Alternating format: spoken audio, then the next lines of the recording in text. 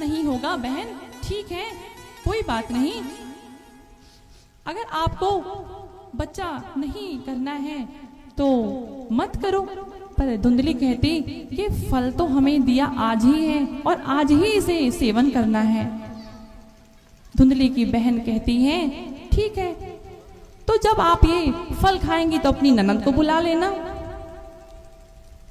धुंधली कहती, अरे बहन, अगर मेरी ननद आ गई तो सब उठा ले जाएगी। अब एक भौजाई अपनी ननद को देखो कैसे देखती है और क्या क्या कहती है। कहती है, अगर वो मेरे इस बच्चे का देखभाल के लिए अगर आ गई तो मेरे पास जो भी धन है सब उठा ले जाएगी, और उसका तो नजर मेरे नौला का हार पे ही है, और अगर नौला का मेरा हार चला गया तो फिर मेरा क्या होगा। ननंद को नहीं बुलाऊंगी। कहते हैं कि अगर ननंद का घर, ननंद का पैर अगर एक भाई के घर में पड़ता है, साल में अगर वो एक बार भी आती है तो खुशियों से भरा ये आंगन बाग बगीचा जैसे खिला रहता है। ननंद का आना बहुत ही शुभ माना जाता है। पर आजकल की भाभियां तो ननंद को देखते ही मुंह फुला लेती हैं। आ गई तेरी बहन, जाओ पानी वानी दो, मैं ना दे रही, अब मुंह से काम ना होगा। अब मेरे सर में दर्द हो रहा है, एक काम करो, बहन आ गई उसको बोलो वो सब काम कर ले, अब मुझे भी कुछ आराम करने दो। आजकल की ऐसी भाभियां हैं, वो अपनी ननंद को देखते ही कैसे कैसी बातें कहती हैं। ननंद एक दो दिन के लिए आती हैं, वो जब भाभी का रवैया देखती हैं उठ के चल देती हैं। बहन को ये शब्द बताया और बहन ने कहा, ठीक है बहन, एक काम करो, ये फल गाय को खिला दो और मेरे जो होने वाला बच्चा है मैं आपको दे दूंगी, उसके बदले में मुझे कुछ धन दे देना। ये लोभ मात्र में आके धुंधली ने वो फल, एक जो उनके घर में गाय थी, वो भी बाझन थी, उसको भी बच्चा नहीं हो रहा था, वो गाय को खिला दी। और 9वें महीने में जब धुंधली के बहन को बच्चा हुआ, बेटा हुआ, तो संदेशा भेजती हैं कि सकुशल से आपके घर में नन्हा मुन्ना मेहमान आया है, आप पधारिए। वहां आत्मदेव प्रसन्न होके घर आते हैं और यहाँ पे धुंधली ने अपनी बहन को धन दौलत देके विदा किया और बच्चे को देख रेख में लग गई।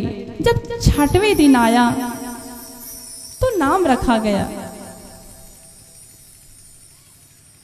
जैसे आत्मदेव नाम रखने के लिए खड़े हुए तो धुंधली कहती हैं, अरे ओ सुनते हो, 9 महीना तो मैंने अपने पेट में रखा, मैंने 9 महीना इसे पाला पोषा, और जब नाम रखने की बारी आई तो आप आ गए। दूर ही रहो, मैं नाम रख लूंगी, मेरा नाम धुंधली तो इसका नाम धुंधकारी। और उसी के 1 महीने बाद गाय को बच्चा हुआ, तो बच्चा में एक सुंदर दिव्य और चेहरा चमकता हुआ तेज, और उसके 2 कान थे, वो बेटा के रूप में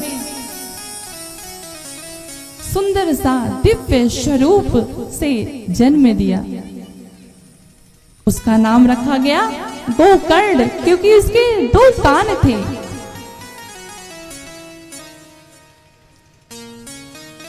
धुंधकारी का जैसे नाम था वैसे उसका काम था। और गोकर्ण एक महापंडित के रूप में विख्यात हुए और धुंधकारी कुख्यात हुआ। धुंधकारी लड़ता झगड़ता, मार पीट और छोटे छोटे बच्चों को मार के कुआं में डाल देता। एक दिन पिता कुछ सारे गांव वाले एकत्र होके बोले कि आपके पुत्र हमारे बच्चों को कुआं में डाल रहे हैं, उन्हें प्रताड़ित करते हैं। पिता जैसे समझाने लगे, तुरंत धुंधकारी अपने पिता पर हाथ उठाने लगा। पिता की ये पीड़ा देखी न गई। वो गोकर्ण के पास गए।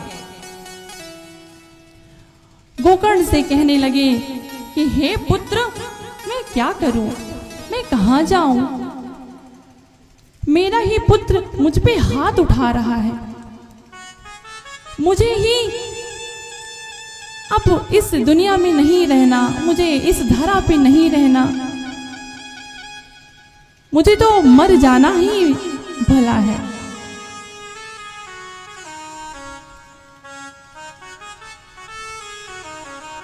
गोकर्ण अपने पिता को कहते हैं, हे पिताजी, आप इन मोह माया से दूर होकर आप कहीं वन में जाकर भगवान का भजन करो।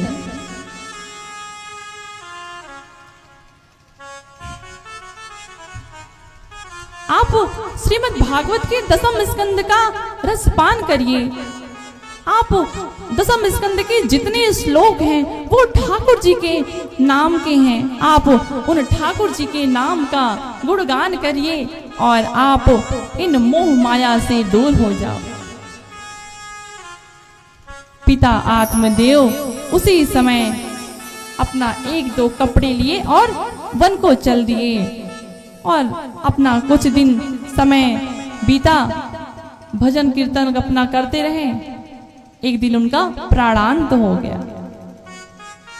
इधर मां धुंधली एक दिन अपने पुत्र से कहती है, पुत्र, तू इतना धन बर्बाद कर रहा है, इन वैश्याओं के पीछे अपना जीवन बर्बाद कर रहा है।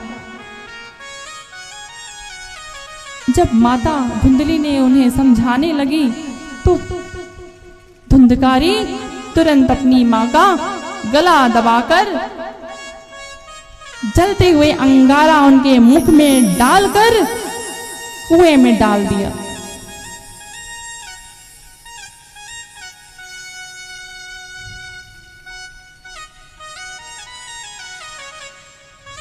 माता तड़प तड़प के अपना प्राण त्याग दिया।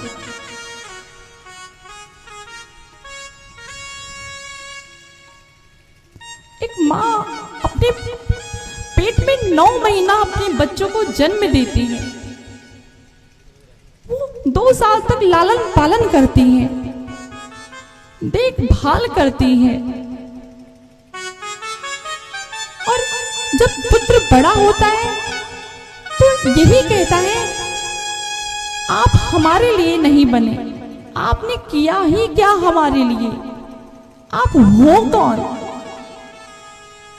एक काम करो, आप बंटवारा कर दो, आप बांट दो और आप वृद्धा आश्रम को चले जाओ। मां तो मां ही होती है, वो यही चाहती है कि मेरा पुत्र कहीं भी रहे, सुखी रहे, भगवान उसे लंबी आयु दे।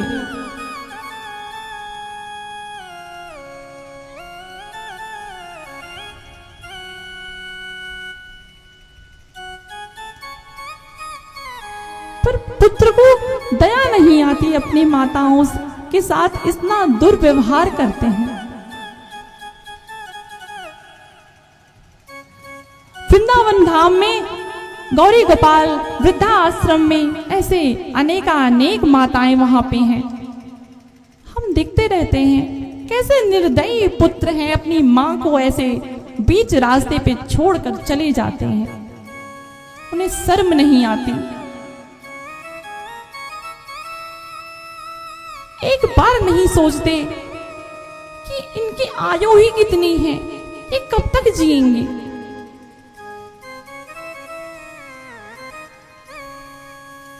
पर वो उनको क्या अपनी पत्नी के कहने से वे सारे काम कर देते हैं।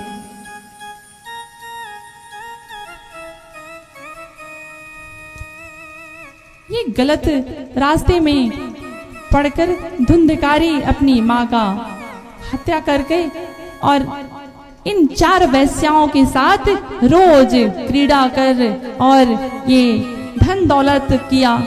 एक दिन गोकर्ण जी आंगन में लेटे हुए थे और सोच रहे थे कि माता पिता तो चले गए, कहीं ये मुझ पे भी हावी ना हो जाए, इससे अच्छा है कि भैया चल दो यहां से। उठाए अपना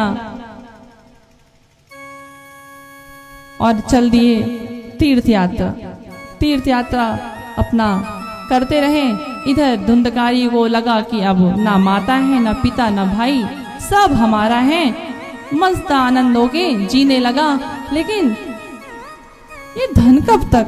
धन 2 दिन का, एक आया और एक गया।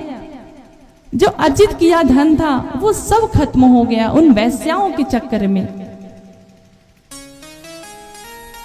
और एक दिन जब कुछ नहीं था तो धुंधकारी राजाओं के घर में चोरी करने गया और वहां से बहुत सारा सामान लेके आया और उन वैश्याओं के हाथ में रखा। वैश्याओं ने देखा कि ये धुंधकारी तो बड़े बड़े राजाओं के घर चोरी करता है,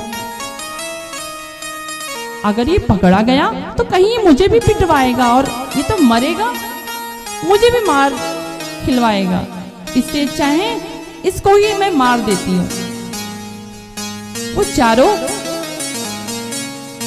अपना प्लान बनाई और खिलाई पिलाई। जैसे धुंधकारी सो गया, एक तो उसका मुख पकड़ी, दूसरा पैर, तीसरा हाथ और चौथा गला ही पकड़कर दबाने लगी जोर जोर से।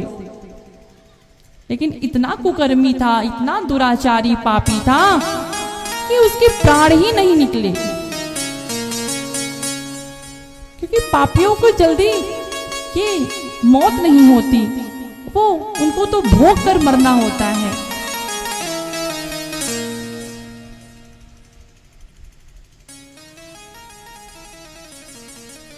कैसे करके वो जलते अंगारा उसके मुख में डालकर और बंद कर दी और गला दबा दी। तड़प तड़प कर वहीं उसका प्राण निकल गया। गोविंदाय नमो नमः हो गया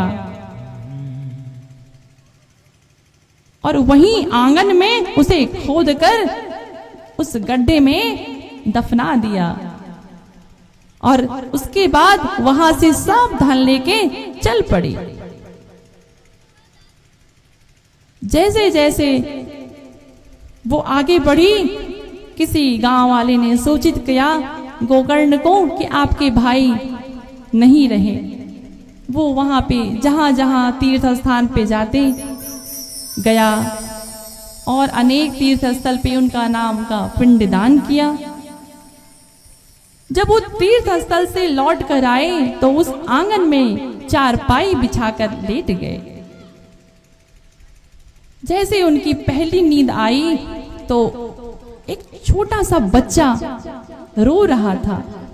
फिर वो बच्चा भालू बन जाता, वो बच्चा हाथी बन जाता, वो बच्चा कुत्ता, गैंडा, अनेक जीव जंतु रूप लेता। फिर गोकर्ण जी कहते हैं, आप कौन हैं? आप अपना परिचय दीजिए। वो यही क्रीड़ा करता रहा। गोकर्ण जी तुरंत गायत्री का मंत्र पढ़ा और छींटा मारा तो वो तुरंत बताने लगा कि मैं आपका भाई हूं, मैं धुंधकारी हूं, मेरे इस प्रकार की मृत्यु हुई है कि मुझे मुक्ति नहीं मिल रही। कुछ भैया ऐसा करो कि मुझे मुक्ति का प्राप्त हो। ये मेरा शरीर भटक रहा है, मैं दुष्ट प्रेत आत्मा बनके भटक रहा हूँ। मैं कभी इधर कभी उधर और मुझे कुछ खाने को नहीं मिल रहा। मैं हवा खाकर मैं जी रहा हूँ। कुछ करो भैया, कुछ उपाय करो। तो गोकर्ण जी कहते हैं कि मैंने तो तुम्हारे नाम का हर जगह पिंडदान किया। कहते नहीं भैया, उससे कुछ नहीं होने वाला, क्योंकि मैंने ऐसा काम ही किया है कि मुझे कभी मुक्ति प्राप्त नहीं होने वाली। कुछ ऐसा काम करो भैया कि मुझे मुक्ति प्राप्त हो।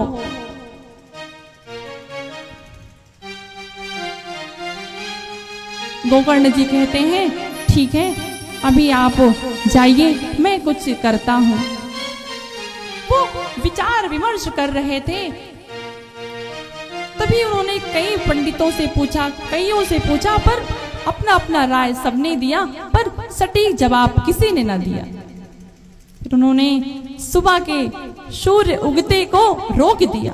सूर्य नारायण देवता ने कहा, क्या बात है गोकर्ण, आपने मुझे क्यों रोका? गोकर्ण की इस बात को सुन सूर्य नारायण देवता ने कहा कि हे गोकर्ण, अगर आप अपने भाई की मुक्ति चाहते हैं तो आप श्रीमद् भागवत कथा का आयोजन करो। वही एक कथा है कि जो करने से मात्र आपके भाई को मुक्ति का प्राप्त होगा और वह स्वर्ग की प्राप्ति होगी। तो इधर गोकर्ण जी सभी को आमंत्रण दिए, पूरे ग्राम वासियों को एकत्र किया। और अब धुंधकारी तो एक बना प्रेत है, वो एक स्थान पर टिक नहीं पा रहा था, वो हवा में चल रहा था, कभी इधर कभी उधर। वहीं पे एक 7 गांठ का बांस था, उसी बांस में जाके समा गया और मन लगाकर विधि से और ध्यान पूर्वक से कथा श्रवण करने लगा। पहले दिन की कथा समाप्त हुई तो पहला बांस का जो पोल होता है वो फूटा। ऐसे दूसरे, तीसरे, चौथे, पांचवें, छठवें, 7वें बांस की गांठ सब की पोल फूट गई। और 7वें दिन की जब कथा समाप्त हुई तो एक दिव्य विमान आया और वो दिव्य विमान धरती पे जैसे धुंधकारी को लेने आया, धुंधकारी हाथ जोड़कर अपने भाई से प्रार्थना करता है, हे भैया, आपने इस दुराचारी पापी कुकर्मी का कल्याण किया, इस प्रेत बने आत्मा को आपने मुक्ति किया और आज ये स्वर्ग की ओर जा रहा है। भैया, मैं आपको बारंबार प्रणाम करता हूँ। गोकर्ण जी कहते हैं कि कथा तो सबने सुनी, पर ये धुंधकारी के लिए दिव्य विमान क्यों? भगवान के पार्षद कहते हैं कि हे भक्त गोकर्ण, आप तो कथा सभी को श्रवण कराया, पर कथा ने सबने सुनी, पर कथा तो धुंधकारी ने सुना। बाकी तो सबका मन दिमाग कहीं और चल रहा था, क्योंकि जो 7 दिवस ये कथा सुनता है ध्यान से और मन लगाकर भगवान का गुणगान करता है, कहते हैं कि ये जो सृष्टि है, सृष्टि में अगर हम भगवान के लिए हम समय ना निकाल पाए, जिसने हमें जन्म दिया, जिसने हमें सृष्टि पर भेजा, हम उसके लिए समय ना निकाल पाए, ये जीवन व्यर्थ है, बेकार है। ये जीवन एक मिट्टी के बराबर है, किसी काम का नहीं। जो हरि का गुणगान ना करे, जो हरि का रसपान ना करे। तो बस उठा के आए और धुंधकारी वहां दिव्य विमान पर आरूढ़ हो गए और चल दिए स्वर्ग की ओर। फिर उनके दूत कहते हैं कि हे गोकर्ण, फिर से कथा करिए और ये कथा ऐसे करिए कि सब मन लगाकर विधि विधान से एकत्र होकर प्रेम पूर्वक से कथा श्रवण करें, तो अवश्य इस बार सबकी मुक्ति होगी। फिर गोकर्ण जी ने कथा किया और सबके लिए दिव्य विमान आया और सब उस दिव्य विमान पर आरूढ़ होकर स्वर्ग की ओर चले। तो कहाँ चले?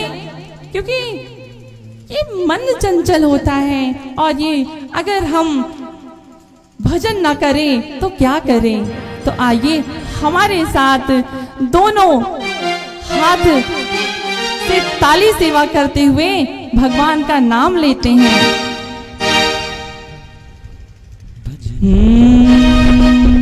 भजन करो मस्त जवानी में, बुढ़ापा किसने देखा है। भजन करो मस्त जवानी में, बुढ़ापा किसने देखा है। भजन करो मस्त जवानी में, बुढ़ापा किसने देखा है। भजन करो मस्त जवानी में, बुढ़ापा किसने देखा है।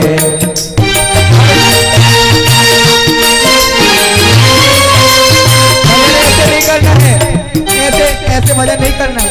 भजन कैसे करना है? मैंने आपको बताया कि संगीत के 3 रूप होते हैं, गायन, वाद्य और नृत्य। तो तीसरे की कमी रह रही है, इसलिए आप सभी लोग खड़े हो जाइए, सभी लोग खड़े हो जाइए और खड़े होकर झूमते हुए प्रेम पूर्वक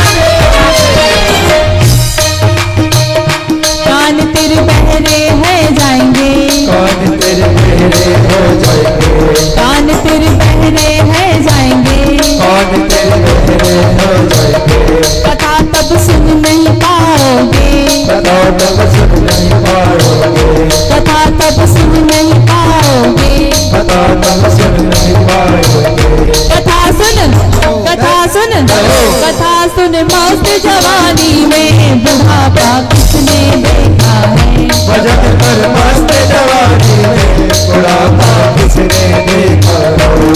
झूमते हुए, प्रेम से झूमते हुए सभी लोग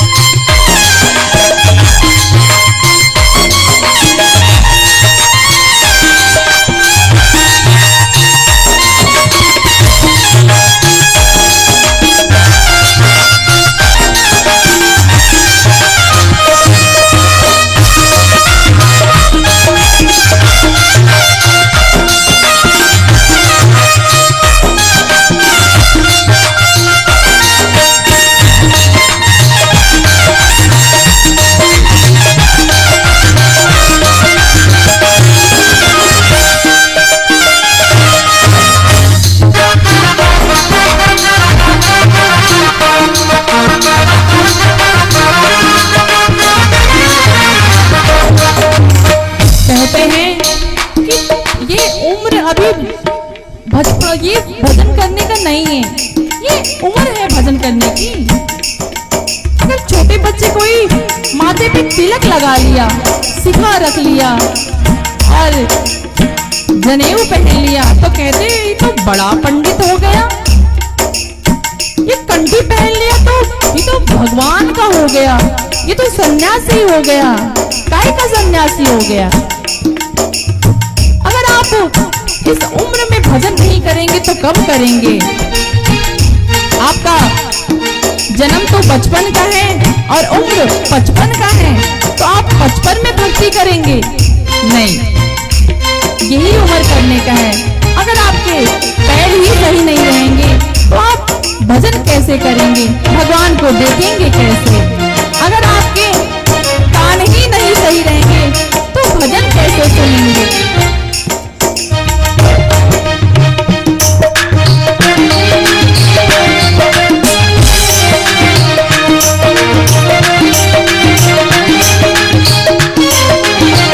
हाथ से लूले है जाएंगे, हाथ से लूले हो जाएंगे, हाथ से लूले है जाएंगे, हाथ से लूले हो जाएंगे। दान तब कर नहीं पाएंगे, दान सब कर नहीं पाएंगे, दान तब कर नहीं पाएंगे, दान कर नहीं पाएंगे। दान कर, दान कर, दान कर मस्त जवानी में बुढ़ापा किसने देखा है? भजन कर मस्त जवानी में बुढ़ापा किसने देखा है? भजन कर मस्त जवानी में बुढ़ापा किसने देखा है? भजन कर मस्त जवानी में बुढ़ापा किसने देखा है?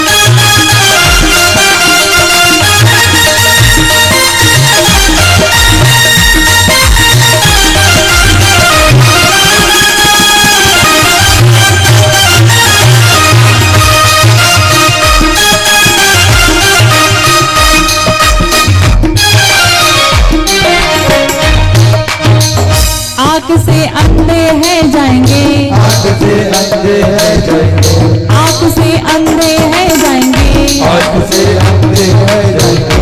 दरस तब कर नहीं पाएंगे, दरस तब कर नहीं पाएंगे, दरस तब कर नहीं पाएंगे, दरस तब कर नहीं पाएंगे। दरस कर, दरस कर, दरस कर मस्त जवानी में बुढ़ापा किसने देखा है? दरस कर मस्त जवानी में बुढ़ापा किसने देखा है? भजन कर मस्त जवानी में बुढ़ापा किसने देखा है? भजन कर मस्त जवानी में बुढ़ापा किसने देखा है? भजन कर मस्त जवानी में बुढ़ापा किसने देखा है? भजन कर मस्त जवानी में बुढ़ापा किसने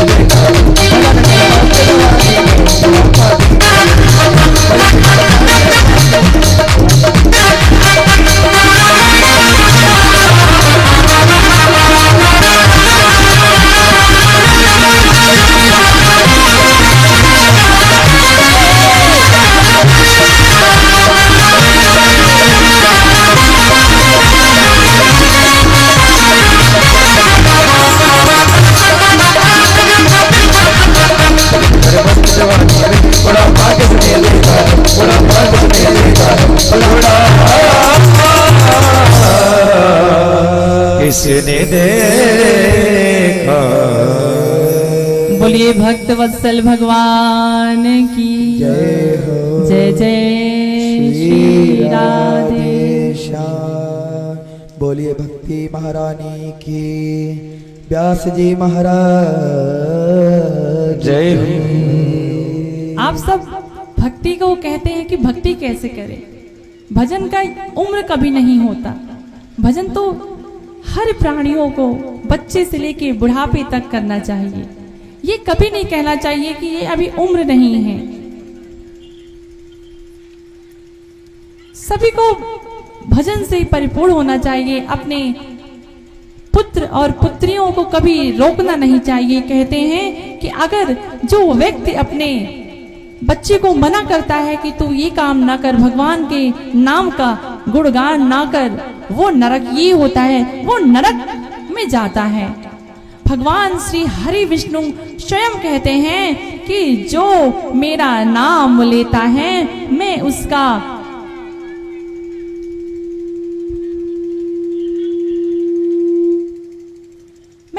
हमेशा रक्षक बनकर देखभाल करता हूं। तो गोकर्ण जी अपना सुना के सभी को स्वर्ग का गमन करा दिए और उसके बाद भागवत श्रवण की विधि नारद जी कहते हैं, हे देवर्षि नारद, मुनीश्वरों से पूछते हैं कि भागवत सप्ताह में सुनने से क्या विधि है और क्या करना चाहिए। सर्वप्रथम ज्योतिष को बुला के एक शुभ समय मुहूर्त निश्चय करना चाहिए और वो ब्राह्मण हो, वो पूजनीय हो। आप जब बुलाइए तो देख सुनकर बुलाइए। आजकल तो ऐसे अनेक माथ पे चंदन लगा के घूम रहे हैं, कथावाचक बन के चल रहे हैं। तो पहले उनके बारे में जान परख लीजिए कि वो ब्राह्मण है, वो संध्या वंदन करता है कि नहीं। अगर वो नहीं करता तो वो कोई ब्राह्मण नहीं। तो जान बूझकर गलतियां करने से उसको श्रीमद् भागवत कथा तो कराता है पर उसे वो पुण्य प्राप्त नहीं होता। सुखदेव जी का 6 प्रश्न का उत्तर दिया और श्रीमद् भागवत साक्षात भगवान का स्वरूप कौशिकी संहिता के कहा गया। आदौ तु प्रथमा स्कंधा, पहला स्कंद भगवान नारायण के चरण कमल है। द्वितीय जाननी सुता, दूसरा स्कंद घुटना, तीसरा स्कंद भगवान का कमर, पांचवा छठवा, ऐसे सारे भगवान का जितने 12 स्कंद में से भगवान का वर्णन किया गया और कहा गया कि भगवान के हर स्कंद में भगवान की चर्चा की गई। निगम कल्पतरो गलितम फलम सुख मुखादमृत संयुतम पिबते भागवतम दृश्यमाल्यम मुहुरहो रसिका भुवि भावुका। यह श्रीमद् भागवत वेद रूपी कल्प वृक्ष रूपी परिपक्व फल है। श्री सुखदेव रूपी तोते के मुख के निकला हुआ शब्द है, अमृत के समान है और इस भागवत रस का पान हमेशा करना चाहिए, क्योंकि ब्रह्मलोक कैलाश में वैकुंठ लोक में निवास करने वाले देवाधिदेव महादेव इस कथा का रस पान करते हैं और इससे प्रसन्न होते हैं। सौनक जी ब्रह्मा के पास गए और उनके चरणों में प्रणाम कर प्रार्थना किया, हे ब्रह्मदेव, इस समय तो कलिकाल के संपूर्ण पृथ्वी दूषित हो गई है। ये सभी प्राणियों के अंदर भक्ति के भाव ही नहीं है, एक दूसरे को मारने में लगे हैं, एक दूसरे को देखा नहीं जाते, एक दूसरे को विरोधी हैं। हम उसको आज ये कर देंगे, हम उनका ये कर देंगे। भाई भाई का धन खा रहा है और पिता पुत्र की बनती नहीं और माता और आए हुए ये सभी जितने यहाँ पे उपस्थित होते हैं, ये पृथ्वी पे दूषित फैलता जा रहा है। किसी के घर में किसी की बन रही, सास बहू से नहीं बन रही, तो हम कहाँ जाएं और क्या करें। सौनक जी मुनिगण चक्र पीछा करते आगे बढ़े। उन्होंने देखा आरण्य में आकर चक्र गिर गया और वहां नैमिषारण्य तीर्थ में भगवत की दीक्षा ले शौनक जी वहां से चल पड़े और शौनक जी के इन प्रश्नों का उत्तर उन्हें मिला और प्रसन्न हो गुरुदेव श्री सुखदेव जी को स्मरण किया और क्या कहा, नारायणं नमस्कृत्यं नरं चैव नरोत्तमं देवीं सरस्वतीं व्यासं ततो जयमुदीरयेत्। मैं नर नारायण देवी सरस्वती और वेद व्यास के चरणों में बारंबार प्रणाम करता हूँ। बोलिए नर नारायण भगवान की। हे मुनियों, अपने लोक मंगल के लिए बड़ा सुंदर प्रश्न पूछा और मनुष्यों के परम कल्याण के लिए साधन भगवान की भक्ति बताए।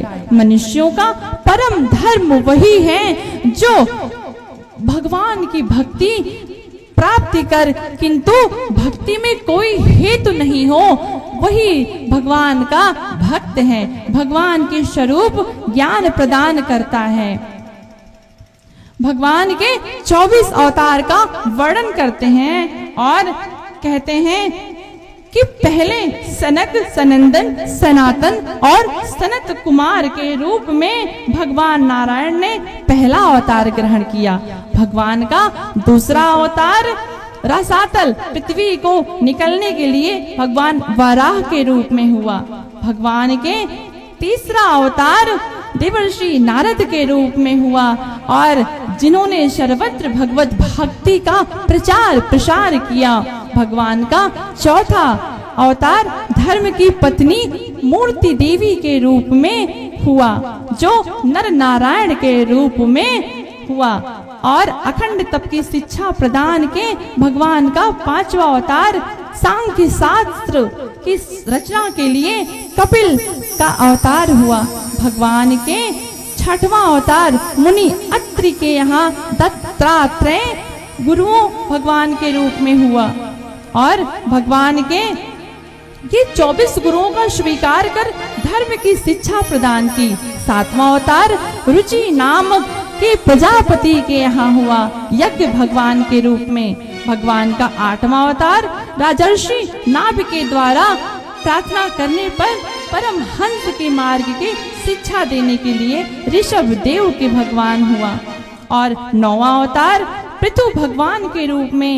10वां अवतार राजर्षि सत्यव्रत की रक्षा के लिए मत्स्य भगवान के रूप में। 11वां और 12वां 13वां अवतार समुद्र मंथन के लिए कच्छप धन्वंतरी और मोहिनी भगवान के रूप में हुआ और 14वां अवतार भक्त प्रहलाद की रक्षा के लिए नृसिंह भगवान के रूप में हुआ। भगवान का 15वां अवतार वामन भगवान के रूप में। 16वां अवतार अधर्मी राजाओं के वध के लिए परशुराम और 17वां अवतार वेदों के विभाग के लिए महर्षि वेदव्यास के रूप में हुआ।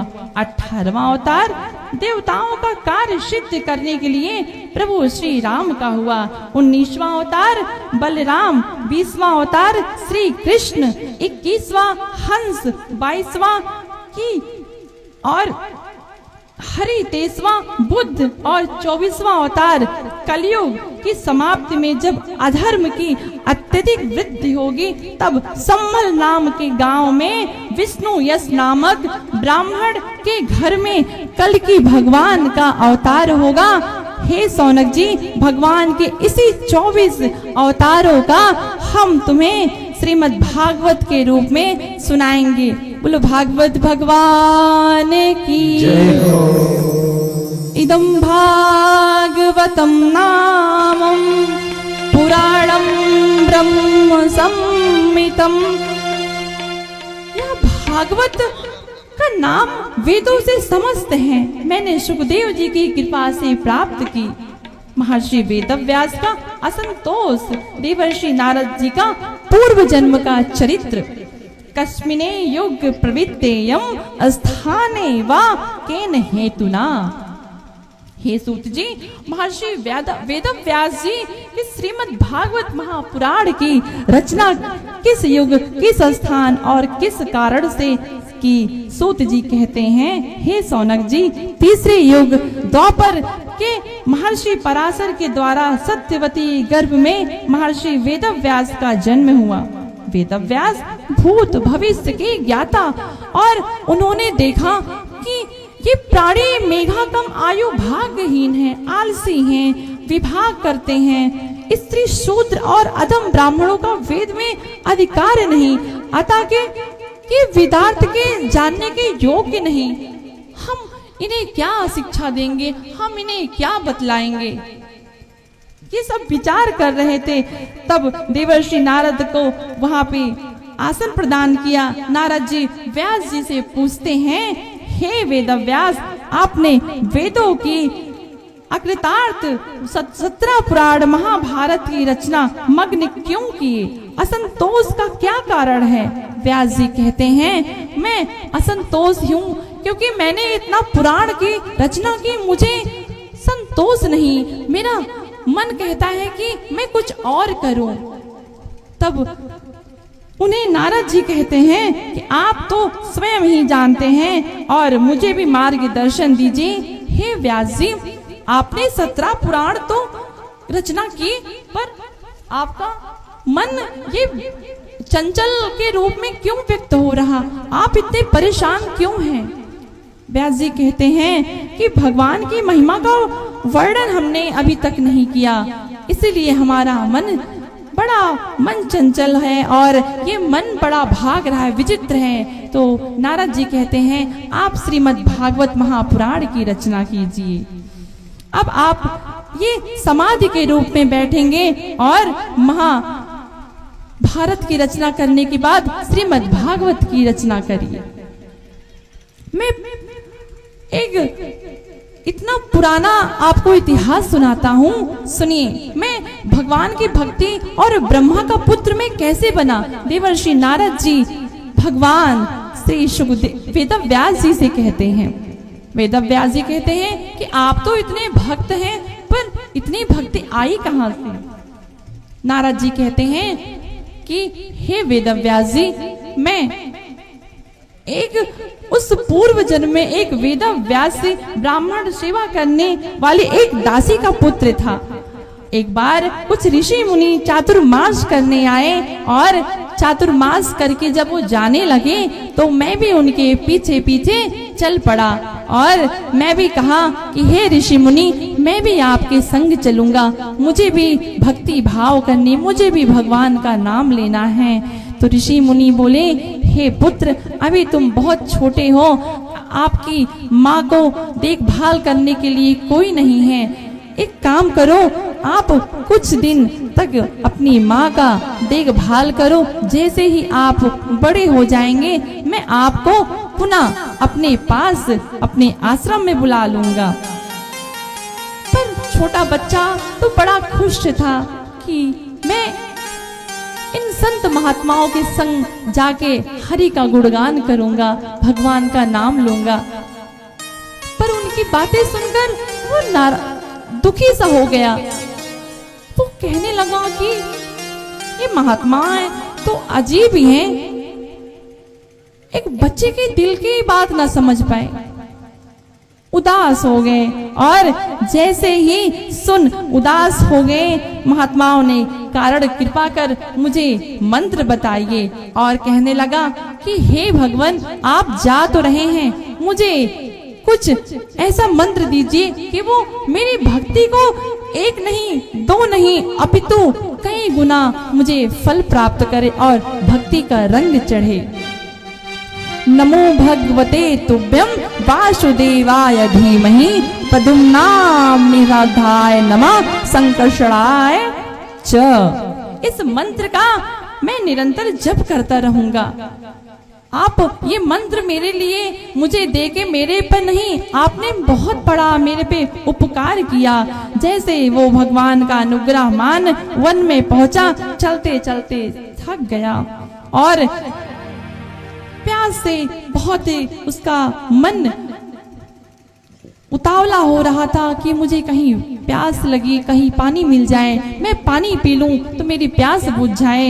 निर्मल जल का पान किया, स्नान किया और थकान्वित हुई एक पीपल के वृक्ष के नीचे वो लेट गया और भगवान के स्वरूप का जैसा वर्णन किया, उसका ध्यान किया, मंत्र भगवान में प्रसन्न कर, किंतु पूर्णता नहीं हुई तो भगवान की छवि मेरे हृदय में आई और अंतर्ध्यान हो गए। मैं बारंबार प्रणाम किया और नेत्र बंद करके देखा तो भगवान गायब थे, जिनके विषय अनुसार पूर्णता निवृत्त नहीं हुई। ऐसे अधपके एक फल के समान हूं मैं। मेरे वचनों का सत्य करने के लिए मेरे इस उत्पन्न हुए इस हृदय में जो पीड़ा है भगवान आप दूर करो और मुझे लेके चलो। मैं हूँ व्यास जी का नाम की महिमा तो देखो, जिसके प्रभाव से एक दासी पुत्र आज भगवत पूज्य देवर्षि नारद के रूप में समाधि ले ली और भगवान की लीलाओं का स्मरण कर उसकी रचना किया और उपदेश देकर ब्रह्मलोक को चले गए। देवर्षि नारद के जाने के पश्चात ब्रह्म नदी, सरस्वती, ये सभी नदियां आपस में वार्तालाप करने लगी और अपने मन को समाहित कर रचना की और विचार करने लगी कि ये ऐसा महर्षि वेदव्यास ने ऐसा क्या किया कि जो नारद जी को ये भक्ति का प्रदान हुआ। और व्यास जी के शिष्य उस वन में गए और सुखदेव जी की समाधि लगी। सुखदेव जी कहते हैं कि ये कुछ आपको मैं अपने शिष्यों को श्लोक दिया और श्लोक का बोला गान करिए, ये श्लोक आपको गान करना है। बरहा पीडम नटवर वपू कर्णयो कर्णिकारम विभद्रवासा कनक कपिशं वैजयन्ती चामालां रन्धरान् वेणोरधरसुधा पूरयन् गोपो वृन्दारण्यं स्वपदरमणं प्राविशद गीत कीर्ति। तो जैसे इस श्लोक भगवान के रूप में गाया गया, श्री कृष्ण अपने सिर पर मोर पंख का मुकुट धारण कर रखा, श्रेष्ठ नट के समान वंश हैं, शीतल पीतांबर, गले में वनमाला धारण कर, कान में कनेर का पुष्प धारण कर, अपने अधरों पे मुरलीधर ऐसे तान छेड़ते हुए अपने चरण कमलों को छन्न छन्न पायल की ओर बढ़ा रहे हैं और वृंदावन में प्रवेश कर रहे हैं। वृंदावन में प्रवेश करके क्या कहते हैं, तो हमारे वृंदावन में किसकी चलती है? हमारी श्री श्यामा प्यारी श्री राधा रानी की चलती है, क्योंकि इस ब्रह्मांड को बनाने वाला तो ब्रह्मा जी हैं, पर एक लौता ही एक छोटा सा नहीं, बहुत बड़ा शहर है श्री धाम वृंदावन, जो कि हमारी श्री राधा रानी का प्राण है। वो खुद ही वो उसकी रचना करी और वृंदावन को एक सुंदर सा वन वाटिका दिया और कुंज महलों में निवास करने लगी। और बगल में यमुना जी, गोवर्धन जी, श्री धाम वृंदावन। तो हमारी वृंदावन में किसकी चलती है? श्री बरसाने वाली की। तो जब सुनती है बरसाने वाली तो कृपा करती है, वो बरसा देती है। जैसे मेघ वर्ण और मेघ वर्ण वर्षा को बरसाता है, ऐसे हमारी श्री राधा रानी सबके ऊपर कृपा बरसाती हैं, रहमत बरसाती हैं और बरसा बरसा के अपने कान्हा जी को हर्षाती हैं, उनका मन मोहती हैं, मन मोह के अपने आप को, क्योंकि काला कलुआ बैठा हुआ पर हमारी गोरी गारी श्री राधा रानी, क्योंकि इन काले सरकार पे तो अच्छे अच्छे रीझ जाते हैं। सुनो बरसाने वाली गुलाम तेरो बनवारी सुन बरसाने वाली गुलाम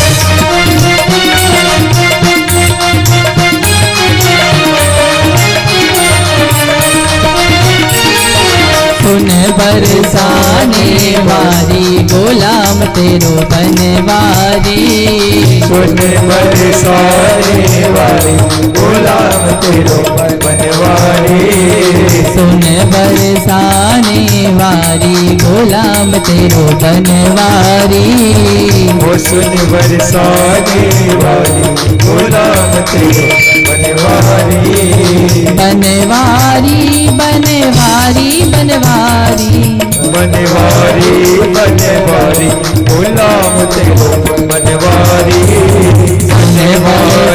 बनवारी गुलाम तेरो बनवारी सुन बरसाने वाली गुलाम तेरो बनवारी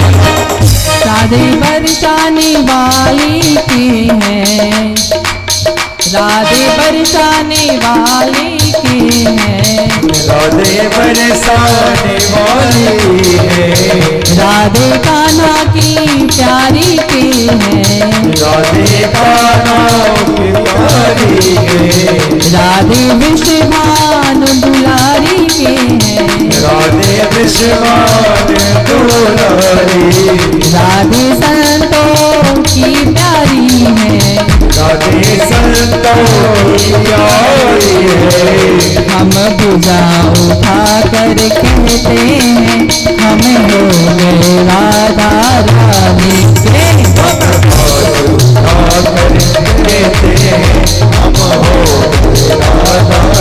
हम हाथ उठा कर कहते हैं हम हो गए राधा रानी के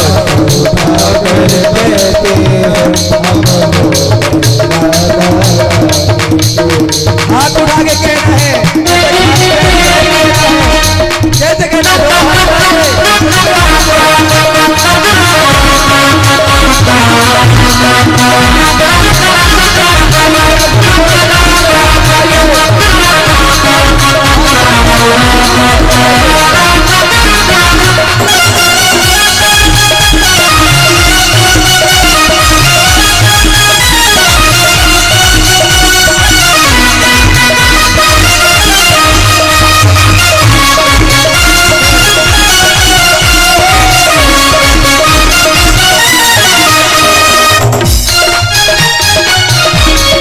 गली गली में कहते हैं हम हो गए राधा रानी के गली में कहते हैं हम हो गए राधा रानी हम डगर डगर में कहते हैं हम हो गए राधा रानी के हम गए नगर में कहते हैं हम हो गए राधा रानी हम नगर नगर में कहते हैं नगर नगर में कहते हैं हम गाँव गाँव में कहते हैं हम गाँव गाँव में कहते हैं हम गाँव गाँव में कहते हैं हम गाँव गाँव में कहते हैं हम हाथ उठा कर कहते हैं हम हो गए राधा रानी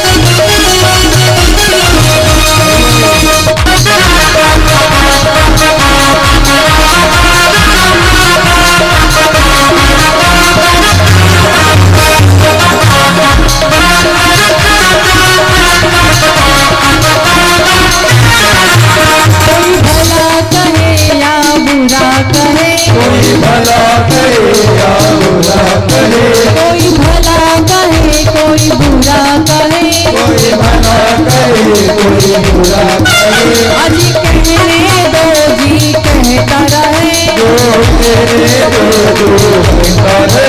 अजी कहने दे जो कहता रहे, हम नाच नाच के कहते हैं हम हो गए राधा रानी के। हम नाच नाच करके हम हो गए राधा रानी के। हम नाच नाच के कहते हैं हम हो गए राधा रानी के।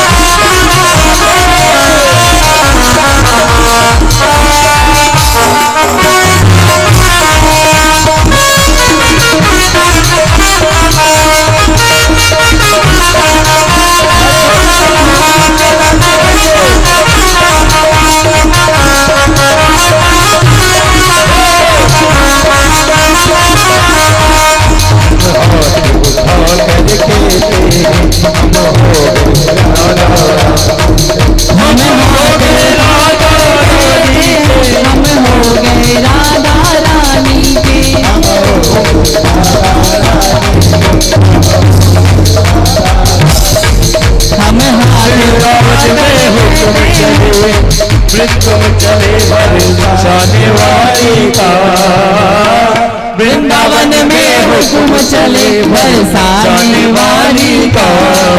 मेरा श्याम ओ मेरा श्याम दीवाना है उस राधे रानी का।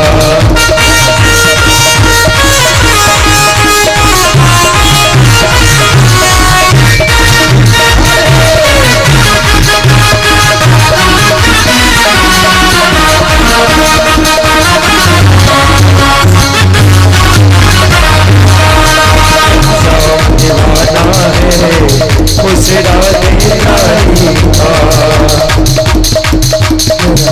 दीवाना है उस राधे रानी का। वृंदावन बिहारी लाल की जय श्री राधे। बोल बरसाने वारी की विश्वहारी की विश्वभानु के जमाई की। तो बरसाने में हमारी राधा रानी का हुक्म चलता है, आज भी हुक्म चलता है। उनके बिना एक पत्ता नहीं हिलता और हमारे कान्हा जी भी वृंदावन में प्रवेश नहीं कर पाते। जैसे हमारी बरसाने में राधा रानी का हुक्म चलता है, वैसे हुक्म के पत्ते के इशारे से नाचते रहते हैं। हमारे कान्हा जी इतने मनमोहक है, एक बार आप उन्हें देख लेंगे ना। आज जैसे फूल बंगले में हमारे बाकी बिहारी विराजित हैं, कितने ठाट से बैठा है वो। हमारे घर में तो जो सूखा रूखा आया हम खिला दिए, पर वो फूलों के बंगलों में बैठा है। 56 भोग लगते हैं, आज भी दूध दही मिश्री का भोग लगता है। जैसे यशोदा मैया अपने लाला को रोज सुबह उठाती हैं और उठाते ही पहले ही माखन मिश्री खिलाती हैं। अरे लाला उठ जा। ठाकुर जी इधर उधर अंगड़ाई करते हैं पर मैया मानती नहीं। ऐसे आज भी प्रेम से लाला को वहां पे दूध मिश्री माखन का भोग लगता है। हमारे श्याम सुंदर सरकार का श्रृंगार होता है, फूलों के बंगलों में रहते हैं, सुंदर मनमोहक से खिलते रहते हैं। सुखदेव जी हृदय की अपनी ओर खींच लिए और श्रीमद् भागवत का अध्ययन किए और उन्होंने भागवत कथा राजा परीक्षित को सुनाए। और सौनक जी पूछते हैं कि हे सूत जी, राजा परीक्षित ने सुखदेव जी से श्रीमद् भागवत की कथा कहाँ और कैसे श्रवण की? सूत जी कहते हैं, हे सौनक जी, मैं सर्वप्रथम भगवान श्री कृष्ण के परम भक्त राजा परीक्षित के जन्म की कथा तुम्हें सुनाता हूँ, ध्यान पूर्वक सुनिए। यदा मृधे कौरव श्रींजयाना जीवतो वीरगतिं गतेषु वृक्कोदरा विद्यगदाभिमर्श भगनो रुदण्डे धृतराष्ट्रपुत्रे। सौनक जी, जब कौरव पांडवों के मध्य चल रहा युद्ध की समाप्ति की ओर था, दोनों पक्षों के अनेक वीर गति को प्राप्त कर चल दिए, तो दुर्योधन की जंघा विदीर्ण हो गई थी। वह कुरुक्षेत्र में पड़ा कराह रहा था और यही कह रहा था, अहो मेरे दुर्भाग्य, मैंने 5 पांडवों में से किसी एक पांडवों का वध न कर पाया। वो सोच ही रहा था, अचानक में वहां पे दुर्योधन का मित्र, जो बहुत ही मित्र का पूर्वक निभाया, उसके मरते हुए व्यक्ति की ओर अश्वत्थामा पहुंचा और बोला, हे मित्र, मैं आपका मित्र हूं, मैं आपका ऐसा क्या करूं कि जो आपकी अंतिम इच्छा पूर्ण कर सकूं। दुर्योधन कहता है कि अगर आप मेरे सच्चे मित्र हैं तो मैं आपसे एक ही बात कहना चाहूंगा, मुझे 5 पांडवों में से एक की किसी की सिर लाके मुझे दिखा दे बस। मित्र की बात सुन अश्वत्थामा बोला, बस इतनी सी बात? आप एक नहीं, हम 5 पांडवों का सिर आपके समक्ष लाकर रख देंगे और आप निश्चित आपको अंतिम आपकी यात्रा सफल होगी। अब दुर्योधन के पास ना कुमकुम, ना थाली, ना अक्षत, कुछ नहीं, क्योंकि वो रणभूमि जा रहा ना। तो रणभूमि में क्या होता है कि तिलक करते हैं, आरती उतारते हैं कि आप जा रहे हो, आप वीर गति को प्राप्त हो या जो भी हो, पर आप विजयी बनकर आओ। उसके पास कुछ नहीं था, वो अपने उस गंदे खून से उठाकर अश्वत्थामा का तिलक किया और उसको कहा, जाइए मित्र, मेरे दुश्मन का प्राण मेरे समक्ष लाइए। अब गंदा खून, अश्वत्थामा तो एक ब्राह्मण का, एक शिक्षा गुरु के पुत्र के रूप में था, वो ब्राह्मण था, पर ब्राह्मण के मस्तक पे जब गंदा खून लग जाता है तो उसके बुद्धि भी, इसकी विचार, उसके विवेकशीलता, उसके सब सारे गुण नष्ट हो जाते हैं और उसका दिमाग भ्रष्ट हो जाता है, उसके दिमाग की सारी स्थिति गति रुक जाती है। वहीं विचार करते करते अश्वत्थामा पहुंचा एक पेड़ के नीचे और वो देखा कि एक उल्लू का बच्चा को कौवे ने मार दिया। और कैसे मारा? रात्रि में मारा। तो वो उसके मन में वही विचार आया कि रात्रि का समय सबसे बढ़िया रहेगा, 5 पांडव बढ़िया आराम से सोते रहेंगे और मैं जाऊंगा सभी के 5 का सिर काट के लाके मित्र दुर्योधन के पास रख दूंगा। ऐसा विचार कर रहे थे तब भगवान श्री कृष्ण तो अंतर्यामी हैं और अपने सब मित्रों को दुर्योधन की इस कुशल नीति राजनीति बता के 5 पांडवों को सतर्क कर दिया कि हे 5 पांडव, आज तो तुम हमारे विजयी हुई है, तुम विजय को प्राप्त किए हो, आपको जश्न मनाना चाहिए, आपको भगवान का कीर्तन करना चाहिए, तो मेरे साथ चलो कीर्तन करो। भगवान तो अंतर्यामी है, उन्हें पता था कि अश्वत्थामा आने वाला और 5 पांडवों का वध करने वाला। बस जैसे ही 5 पांडव अपने कक्ष से निकल के बाहर भजन कीर्तन में लगे, द्रौपदी अपने पुत्रों को उसी शिविर में लिटा दी। 5 पांडवों के पुत्र तो लेट गए और वो बच्चे थे, छोटे छोटे बच्चे थे, वो सो गए। दुष्ट अश्वत्थामा आया, उन 5 बच्चों का सिर काट के लेके चला गया। दुष्ट अश्वत्थामा की इस निर्दयी को जब दुर्योधन ने देखा और वो अपने हाथों से सबसे पहले उसमें भीम का सिर ढूंढने लगा तो उसको बच्चे का सबका सिर मिला। कहने लगा, हे अश्वत्थामा, ये तुमने क्या किया? तुमने तो मेरे वंश को ही समाप्त कर दिया। मैंने तो तुम्हें 5 पांडवों का वध करने के लिए कहा था, ना कि इन 5 बालकों का। इनकी क्या गलती थी कि तुम्हारा क्या बिगाड़े थे? हाय, मेरा कुल का दीपक बुझ गया। अश्वत्थामा, तुमने अच्छा नहीं किया, तुमने मेरे वंश का समाप्त कर दिया। ये ऐसे हाय करते करते दुर्योधन का प्राण निकल गया।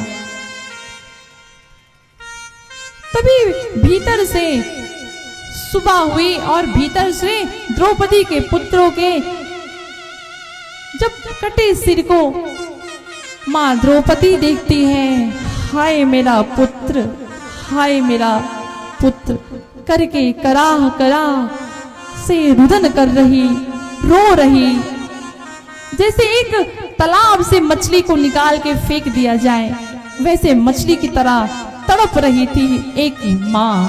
हाय हाय मेरा बच्चा। एक माँ के सामने 5-5 बच्चों का बलि दी गई, वो माँ कैसे अपने पुत्र की ये वधका कैसे देख सकती है कि मेरा पुत्र, अभी तो इन्हें कुछ पता भी नहीं कि मैं कहाँ हूं, कैसे हूं, मेरे पिता कौन है, और मेरे पुत्र का ये सिर कट गया। वो रुदन करते करते पांडवों के कक्ष में जाती है और चिल्ला चिल्ला के चीख चीख के कहती हैं, हे अर्जुन, ये जिसने भी करा, आप मेरे पुत्र की जरूर बदला लो। वो बार बार कहने लगी दुर्योधन कि ये राजनीति द्रौपदी को समझ में आ गई कि ये कोई ना काम किया, अश्वत्थामा का ही काम है। माता करा कर रो रही, तड़प तड़प के बिलख बिलख कर रो रही।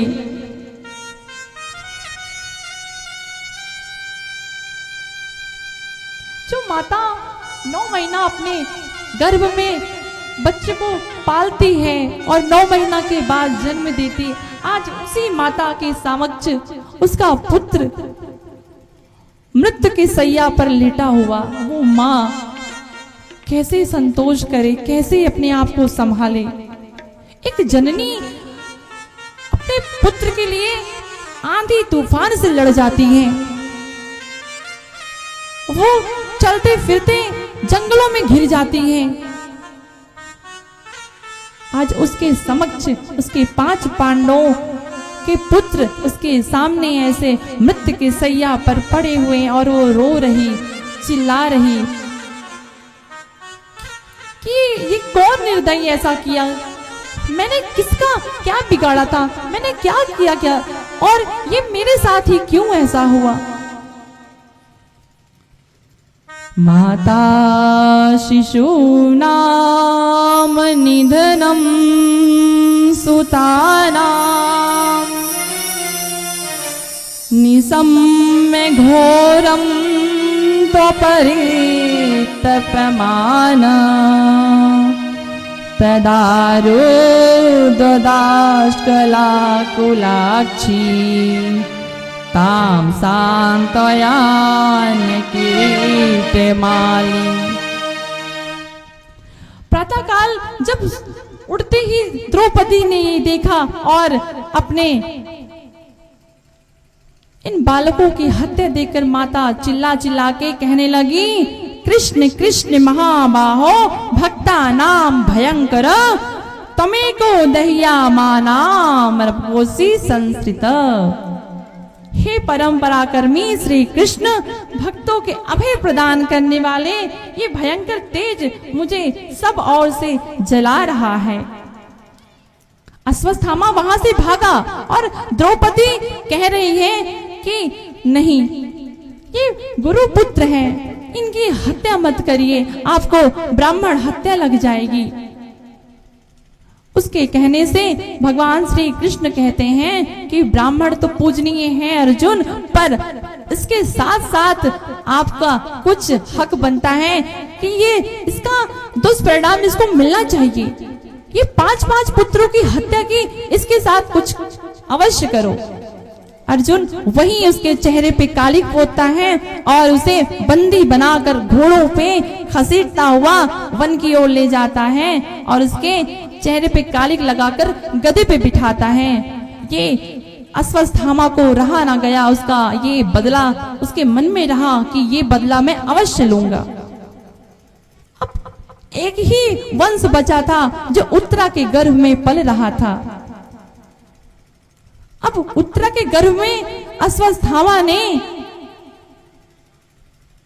एक ऐसा बाण छोड़ा, एक ऐसा ब्रह्मास्त्र छोड़ा कि उत्तरा के गर्भ में जो पल रहा बच्चा वो जल रहा और उत्तरा दौड़ी दौड़ी भगवान श्री कृष्ण की ओर आई, कहती हे भगवान, हे दीनानाथ, हे करुणा के सागर, आप मेरी रक्षा करो।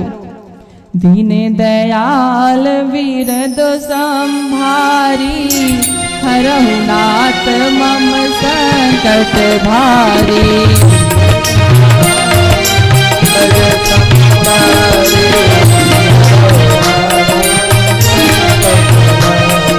दीन दयाल विरज संभारे, हरहु नाथ मम संकट भारी। श्री राम जय राम जय जय राम, श्री राम जय राम जय जय राम। दयाल विरद संभारी, हरहु नाथ मम संकट भारी। राम जय राम जय जय राम, श्री राम जय राम जय जय राम। सिया राम मैं सब जग जानी, करहु प्रणाम जोरे जुगे पानी।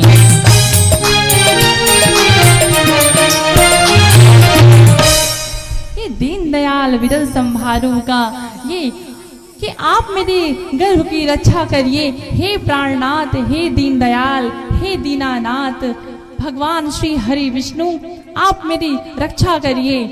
भगवान श्री कृष्ण कहते हैं, अरे उत्तरा, तेरे तो 5 ससुर हैं, तू मेरे पास क्यों आई? कहती हैं, जब आप मेरे समक्ष हैं तो मुझे 5 ससुरों की जरूरत नहीं, मुझे उनकी जरूरत नहीं। हे दीनदयाल, मेरे गर्भ की रक्षा करिए, मेरे वंश का समापन हो जाएगा। हाथ जोड़ के निवेदन करती हूँ, भगवान रक्षा करो। भगवान उस छोटे से गर्भ में प्रवेश होते हैं, उस गर्भ में छोटे से हवा के समान बनके ब्रह्मास्त्र को हटाते हैं और उत्तरा के गर्भ से लौटकर सीधा अर्जुन की ओर ब्रह्मास्त्र दौड़ जाता है और ब्रह्मास्त्र की तेज को देख अर्जुन चकमका जाता है और अर्जुन भी ब्रह्मास्त्र छोड़ता है। जैसे ब्रह्मास्त्र दोनों में टकराव होता है, ब्रह्मास्त्र गायब होता है, तुरंत अश्वत्थामा को पकड़ता है और खींचता है। खींचते हुए लेके जा रहा था। भगवान कहते हैं, इसे दुष्ट को छोड़ दो। और उत्तरा के जो गर्भ में पल रहा बच्चा, वो कोई बच्चा नहीं, वो राजा परीक्षित हैं, जो भगवान की इन 7 दिवसीय कथा सुनकर आज अपने जीवन को धन्य बना रहे हैं। और कहते हैं, हमारे 2 रिश्तेदार, कौन कौन से रिश्तेदार? तो आज राजा परीक्षित का यहीं से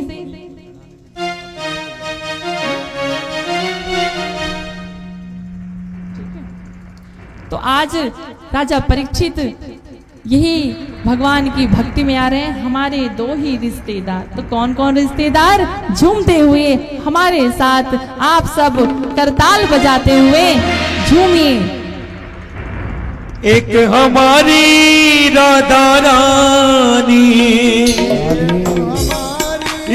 राधा रानी, दूजे रमणी सरकार, हमारे दो ही रिश्तेदार, हमारे दो ही रिश्तेदार,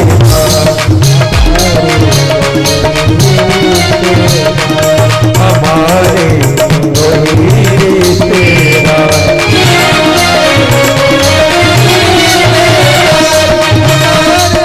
दो ही रिश्तेदार। एक हमारी राधा रानी, एक हमारी राधा रानी, तुझे रमण सरकार, हमारे हमारे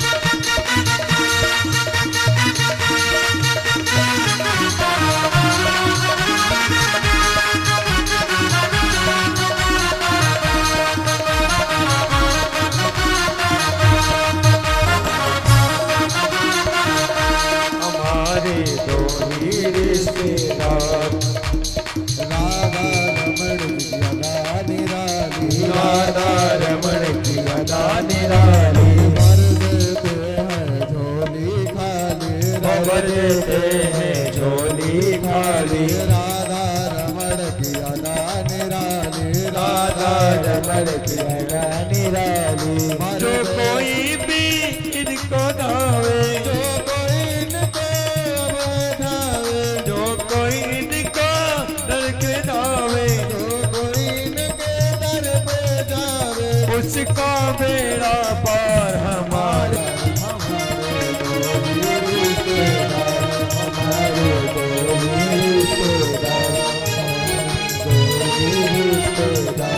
हमारे दो ही रिश्तेदार बोल राधा रमण सरकार की जय हो जय जय श्री राधे बोलिए जुगल सरकार की विश्व भानु के दुलारी की वृंदावन वारी की जय जय श्री राधे। तो हमारे दो ही रिश्तेदार हैं, एक राधा रानी, एक सांवर सरकार श्री बाके बिहारी, और कोई नहीं है। हम कहते हैं कि हमारा कि पिताजी हैं, हमारी मैया हैं, हमारे बाबूजी हैं, दुनिया भर के रिश्तेदार ढूंढते हैं, पर हमारा कोई नहीं। हमारा तो दो ही रिश्तेदार है, एक राधा रानी, दूजे सांवरा सरकार। आपको किसी का रिश्ता नहीं बनाना, आपको किसी का, क्योंकि आप अकेले आए हो, किसी को साथ लेके नहीं आए, अकेले आए हो, अकेले जाएंगे। तो आपको किसी को जोड़ना नहीं है, मुट्ठी बांध के आए हो, मुट्ठी खोल के जाओगे। तो जब तक हो अपने दो ही रिश्तेदार को पकड़ो, एक राधा रानी को, एक बाके बिहारी को। देखो आपके जीवन में ऐसे बदलाव आएगा, ऐसे सुधार आएगा कि आप किस कहना नहीं, आपको खुद में खुद मालूम हो जाएगा कि हमारे जीवन में कितने बदलाव आ रहे हैं। भक्ति का रंग ऐसे नहीं चढ़ता। जब भक्ति का रंग चढ़ता है तो दुनिया पागल समझने लगती, पागल कहते ये तो पागल हो गया, इसे कुछ नहीं आता, इसे कुछ नहीं आता, ये पागल हो गया है।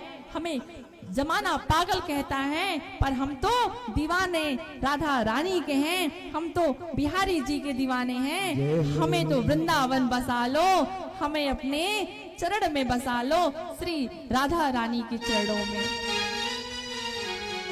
हमें किसी का दास नहीं बनना, हमें किसी की जी हाँ हजूरी नहीं करनी। हजूरी करनी है तो सिर्फ एक, वो है हमारे श्री बाके बिहारी सांवरे सरकार ठाकुर जी हैं हमारे, उनके सिवा हमारा कोई नहीं है।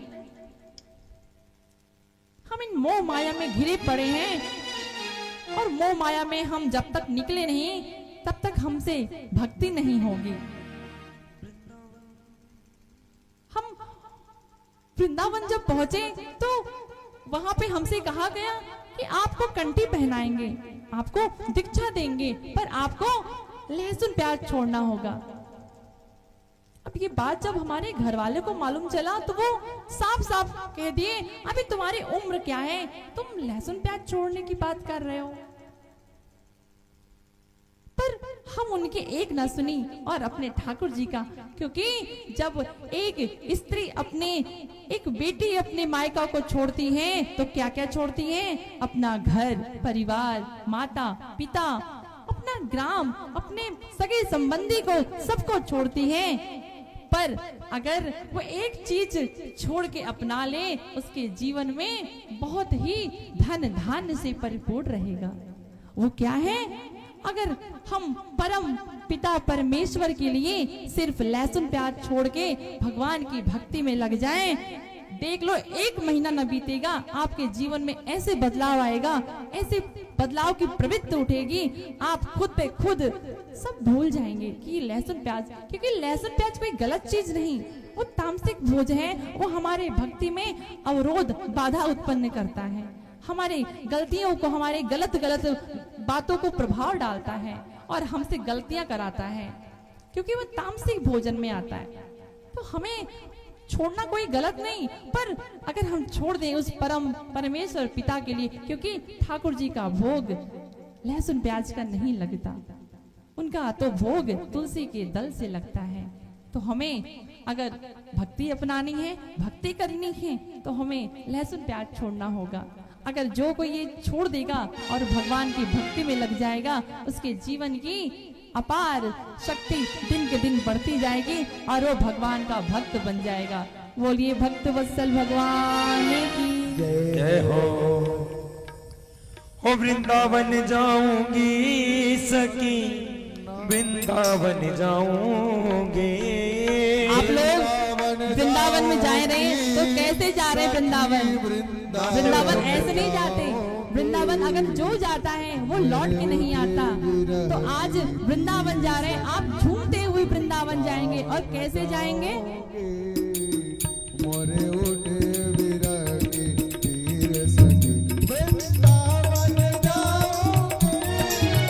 ओ वृंदावन जाऊंगी सखी, वृंदावन जाऊंगी। वृंदावन जाओगे सखी, वृंदावन जाओगे। मोहे उठे विरह की वीर सखी, वृंदावन जाऊंगी।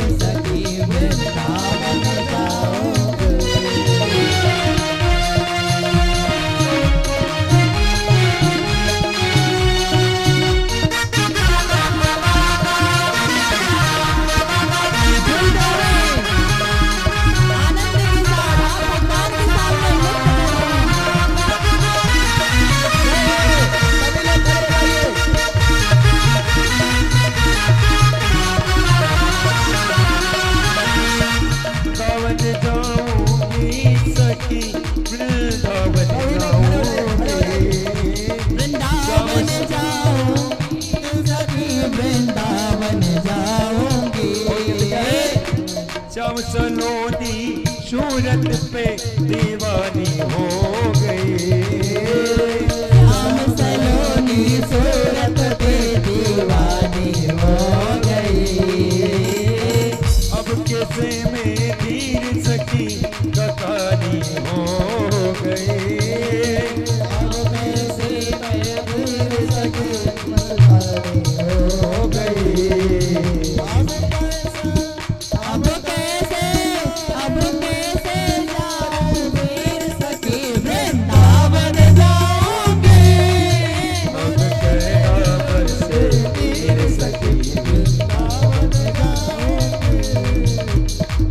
इस दुनिया के रिश्ते नाते सब तोड़ दिए।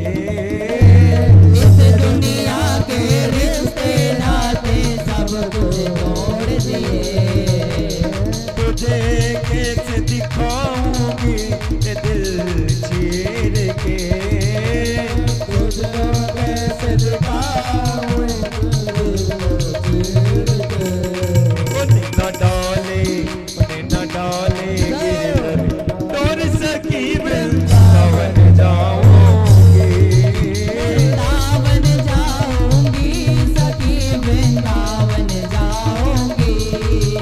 वृंदावन जाऊंगी सखी वृंदावन जाऊंगी।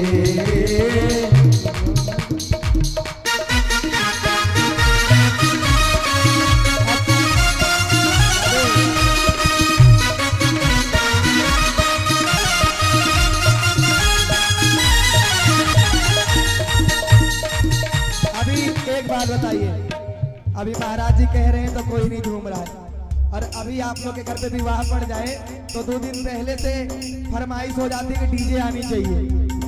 घर पे तो शादी विवाह में डीजे बनाते हैं और नाचते हैं, और ऐसे भगवान के दरबार में ये सौभाग्य बार बार नहीं मिलेगा, और ये सौभाग्य सबको नहीं मिलता, और इसलिए झूमते हुए ना मेरे श्याम सलोने सरकार बना दो बिगड़ी मेरी, मेरे श्याम सलोने सरकार बना दो बिगड़ी मेरी, बिगड़ी मेरी श्याम बिगड़ी मेरी दाता बिगड़ी मेरी, बिगड़ी मेरी श्याम बिगड़ी मेरी दाता बिगड़ी मेरी, ओ मेरे श्याम सलोने सरकार बना दो बिगड़ी मेरी, बना दो बिगड़ी मेरी।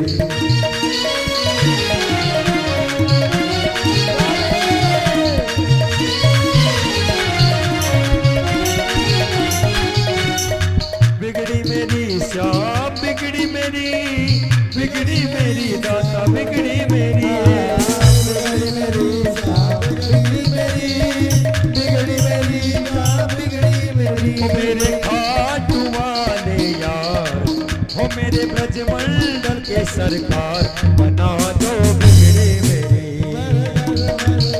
बना दो बिगड़ी मेरी, बना दो बिगड़ी मेरी, बना दो बिगड़ी मेरी।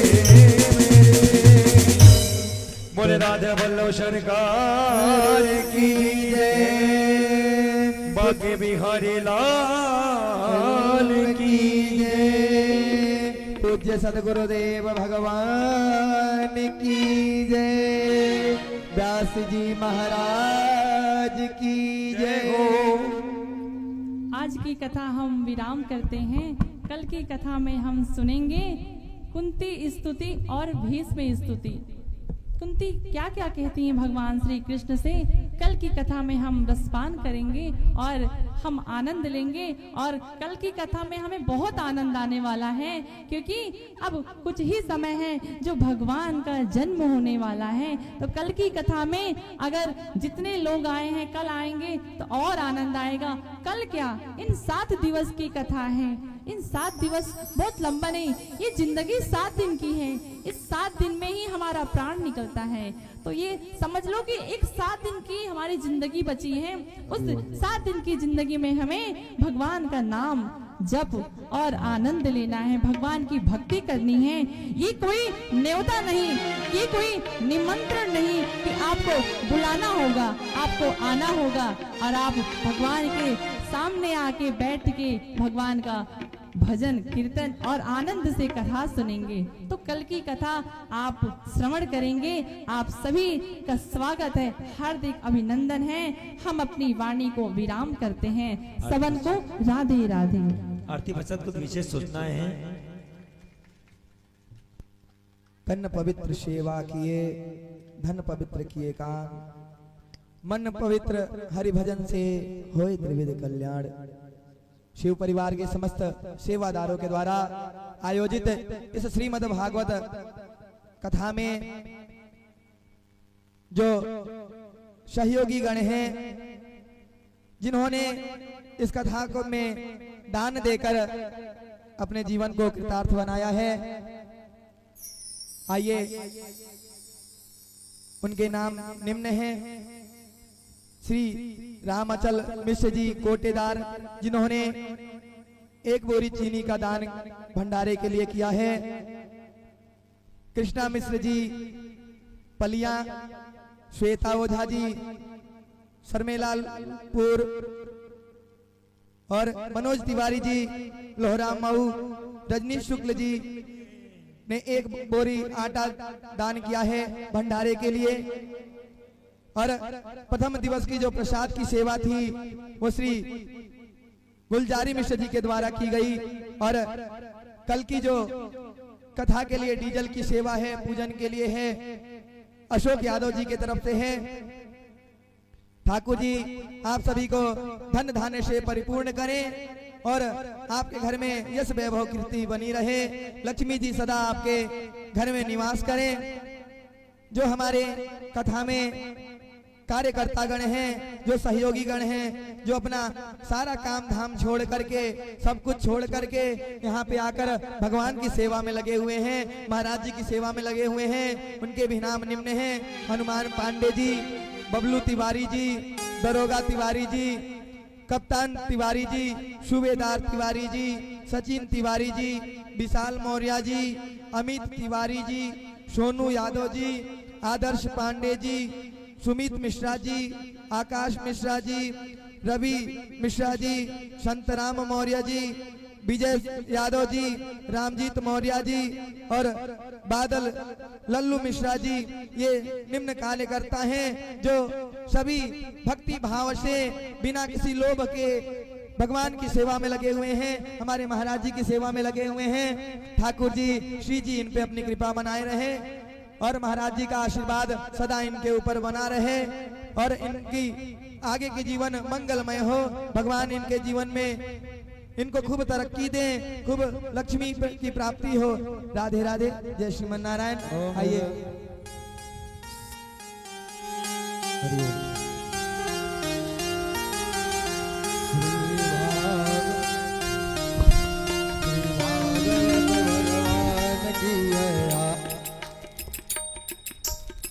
पाप से है ये मधुर बोल, जगवंत कौल सन्मार्ग दिखाने वाला, ज्योति जगाने वाला।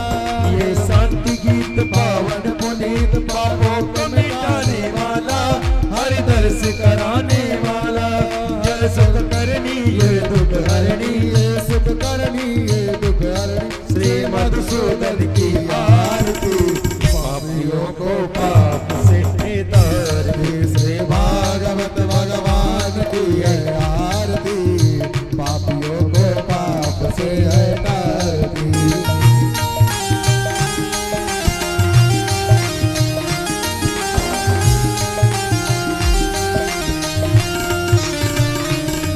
ये मधुर बोल जगवंत कौल, जय मार्ग बताने वाला, बिगड़ी को बताने वाला। ये मधुर बोल जगवंत कौल, जय मार्ग दिखाने वाला, बिगड़ी को बनाने वाला।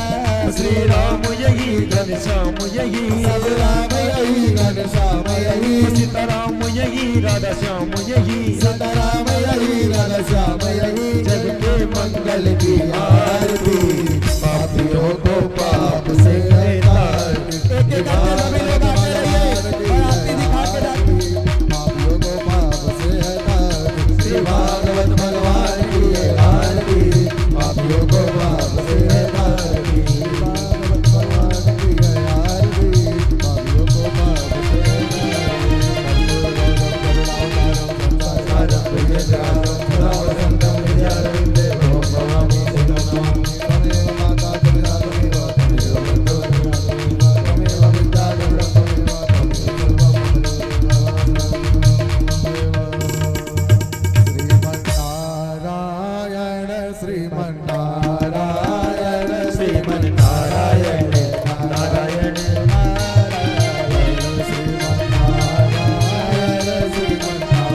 को पाप